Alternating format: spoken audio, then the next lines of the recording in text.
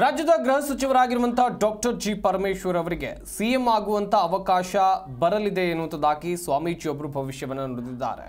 ಮುಂದಿನ ದಿನಗಳಲ್ಲಿ ಸಿಎಂ ಆಗುವಂತ ಅವಕಾಶ ಅವರಿಗೂ ಬರುತ್ತೆ ಅಂತ ಸಿದ್ದರಬೆಟ್ಟದ ವೀರಭದ್ರ ಶಿವಾಚಾರ್ಯ ಸ್ವಾಮೀಜಿ ಭವಿಷ್ಯವನ್ನು ನುಡಿದಿದ್ದಾರೆ. ತುಮಕೂರು ಜಿಲ್ಲೆ ಚಟ್ಟೇನಹಳ್ಳಿಯ ಸಭೆಯಲ್ಲಿ ಈ ಹೇಳಿಕೆಯನ್ನು ಕೊಟ್ಟರು. ಮುಖ್ಯಮಂತ್ರಿ ಆಗಲಿ ಎನ್ನುವುದು ಹಲವು ವರ್ಷಗಳ ಬೇಡಿಕೆ. ಇತ್ತೀಚೆಗೆ ಮುಖ್ಯಮಂತ್ರಿ ಬಗ್ಗೆ ಚರ್ಚೆ ಆಗ್ತಾ ಇರೋದನ್ನು ನಾವು ನೋಡಿದ್ದೇವೆ. ಪರಮೇಶ್ವರ್ ಮುಖ್ಯಮಂತ್ರಿ ಆದಲ್ಲಿ ಅದು ಈಡೇರಲಿದೆ.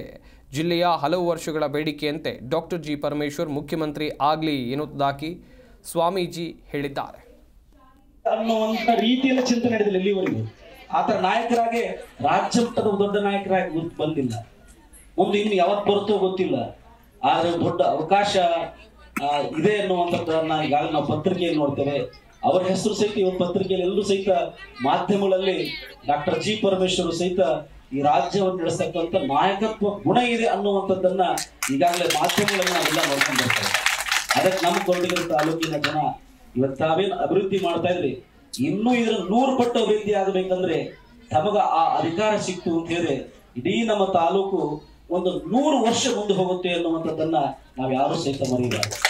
ಅದಕ್ಕೆ ಆ ತಾಯಿ ಗಂಗಮಾಳಮ್ಮ ತಾಯಿಯ ಸನ್ನಿಧಾನದಲ್ಲಿ ಮೈಲಾರಂಗೇಶ್ವರ ಸ್ವಾಮಿಯಲ್ಲಿ ನಮ್ಮ ಶ್ರೀ ಕ್ಷೇತ್ರ ಸಿದ್ದರಬೆಟ್ಟದ ಸಿದ್ದೇಶ್ವರ ಸ್ವಾಮಿಯಲ್ಲಿ ನಾವು ಪ್ರಾರ್ಥನೆ ಮಾಡ್ತೇವೆ.